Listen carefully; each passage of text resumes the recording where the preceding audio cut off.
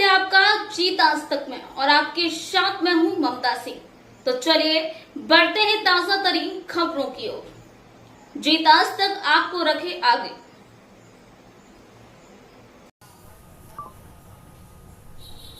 राष्ट्रीय कवि संगम मालवा प्रांत की खरगोन इकाई द्वारा राष्ट्रीय अध्यक्ष जगदीश मित्तल अमृत महोत्सव एवं गुरु पूर्णिमा के अवसर काव्य संध्या का आयोजन राष्ट्रीय कवि संगम के खरगोन इकाई अध्यक्ष डॉक्टर लवेश राठौर के निज निवास आदर्श नगर में किया गया। इस काव्य संध्या पर नगर के प्रतिष्ठित कवियों द्वारा काव्य, दोहों और गजलों से समा बांधा गया।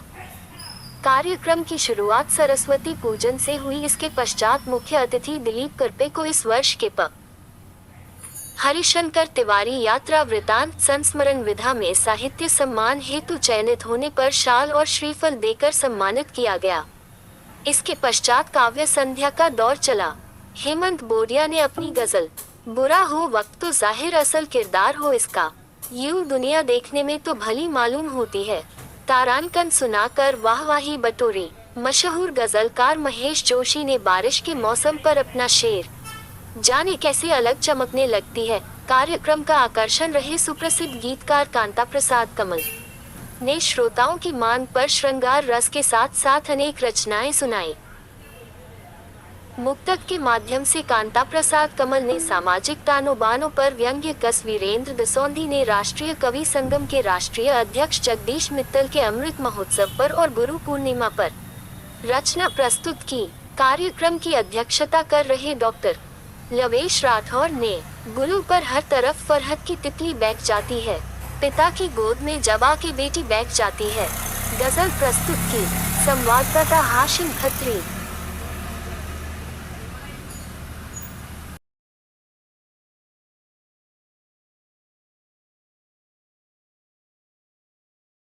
भाई साहब एक दो मिनट रुकिए बेटा।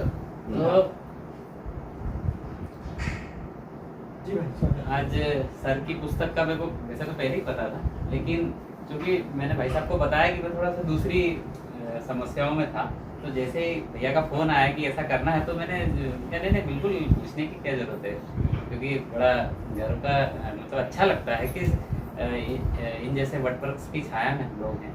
और सर को काफ़ी पहले से परिचय है मेरा, मुझे बहुत अच्छा लगता है जब सर मिलते हैं या सर से कोई ऐसा सानिध्य में भेंट होती है।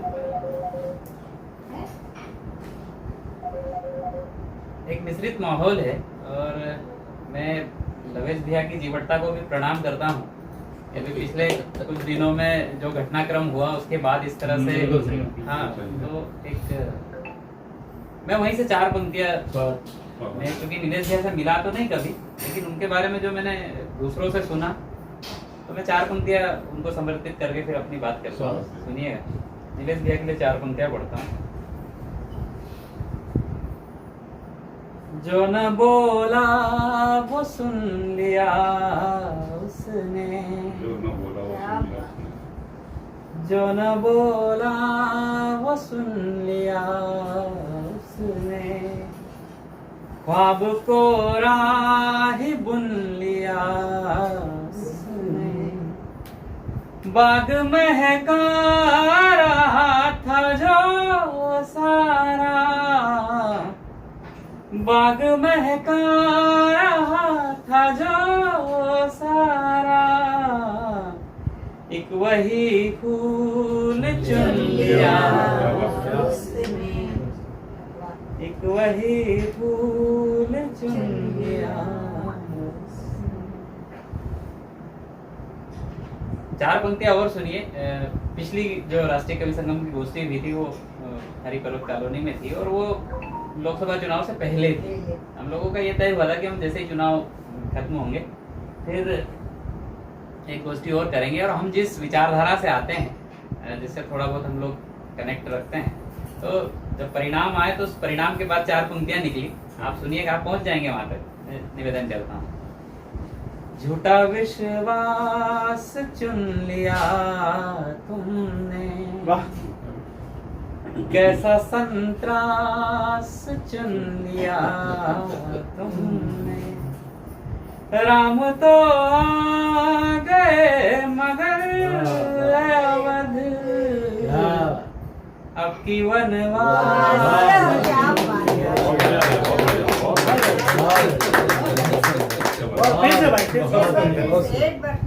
झूठा विश्वास चुन लिया तुमने। उसके मतलब बाद में बहुत सारी बातें भी हुई कि ऐसा नहीं होना चाहिए था, लेकिन चूंकि हम लोग उस क्षेत्र से नहीं है, मेरा राजनीति से कोई लेना देना नहीं है, लेकिन फिर भी जब आस्था की बात होती है तो कहीं ना कहीं फील तो होता ही। झूठा विश्वास चुन लिया तुमने, कैसा संत्रास चुन लिया तुमने। राम तो आ गए मगर अब की वनवास चुन लिया। बहुत बढ़िया।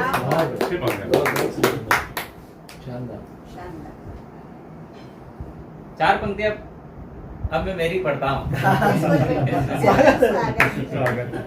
चार पंक्तियां सुनिए। दर्द अपना ही गुनगुनाए तुम,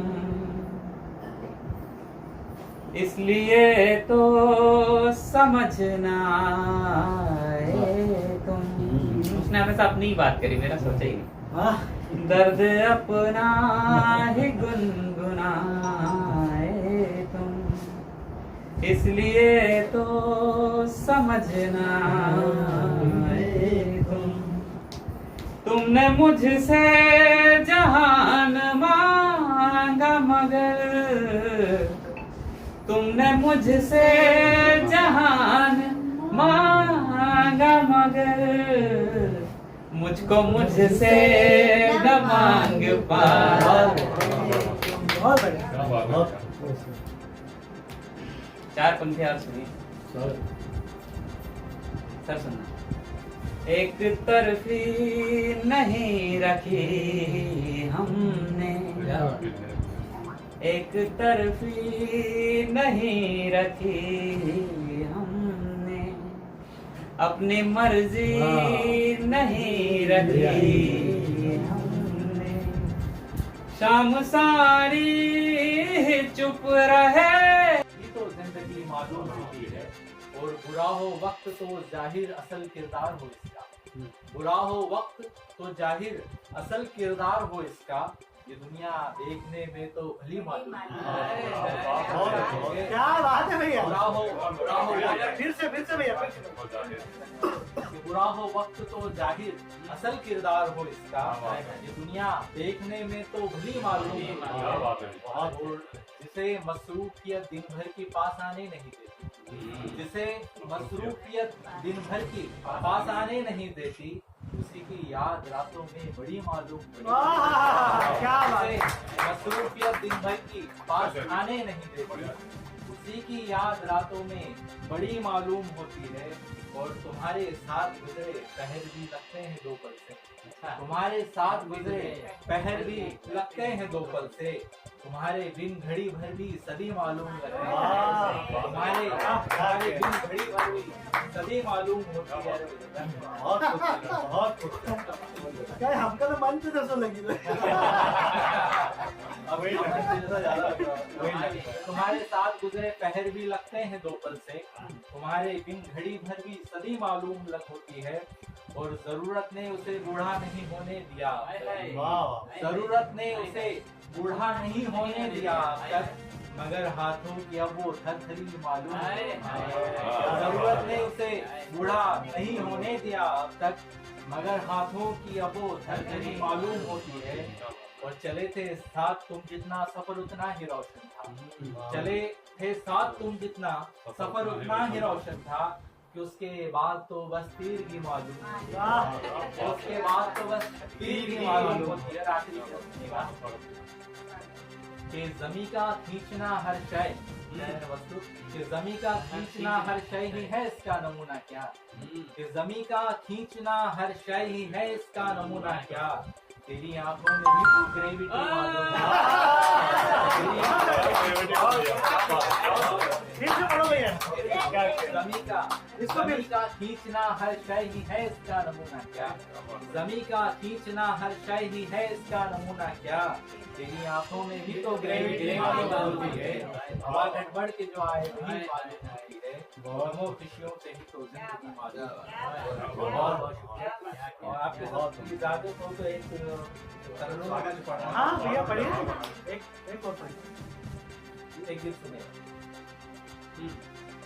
प्रेम सुधा बरसा जाना तुम अनायास ही आ जाना, प्रेम सुधा बरसा जाना तुम अनायास ही आ जाना। गीत का बंद सुने।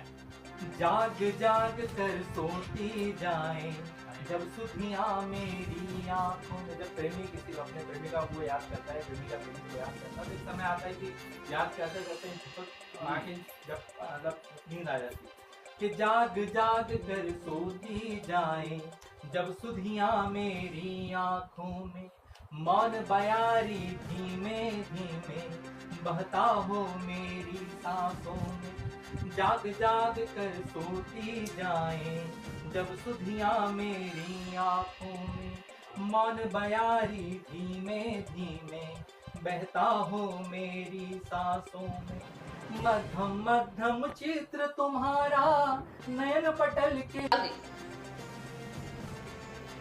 वक्त हो गया एक छोटे से ब्रेक का। ब्रेक के बाद फिर से हाजिर होंगे ऐसे कुछ खास खबरों के साथ। तब तक के लिए नमस्कार।